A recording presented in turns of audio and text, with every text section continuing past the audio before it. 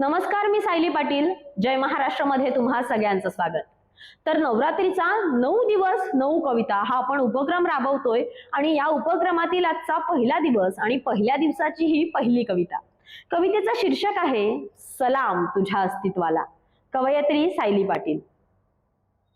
तुझं नाविन्य तुलाच कळतं, जगासाठी तू फक्त कथा किंवा गाथा असतेस. तुझं नाविन्य तुलाच कळतं, जगासाठी तू फक्त कथा किंवा गाथा असतेस. आणि नियमबद्ध करायचं झालंस तुला तर तू म्हणजे एक चौकटीबद्ध प्रथा असतेस. तू म्हणजे ती सहनशक्ती जी चौकटीतल्या 4 भिंतीत वावरते.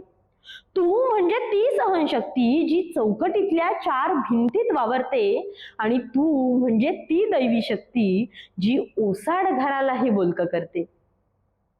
तुझं नभासम गरजणं आठ्या पाडतं तुला कमी लेखू पाहणाऱ्या या समाजाच्या कपाळावर. तुझं नभासम गरजणं आठ्या पाडतं तुला कमी लेखू पाहणाऱ्या या समाजाच्या कपाळावर.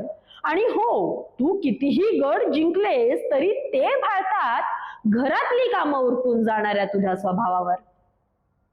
तुझ्या शृंगाराचा हिरवा चुडा आवडतो यांना, बरं का, तुझ्या शृंगाराचा हिरवा चुडा आवडतो यांना, पण तुझं समशेर पेलणारं मनगट यांना नको असतं.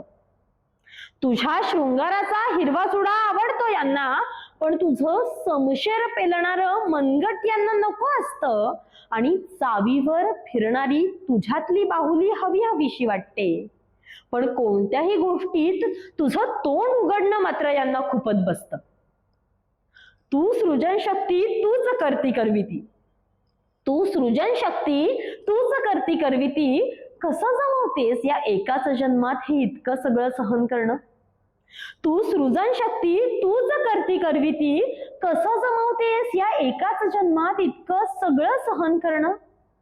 आणि कोणी कितीही नावं ठेवली, रोखलं टोकलं तरी जमवून घेतेस हा मन घट्ट करत स्वतःच्या कर्तृत्वावर भाळणं.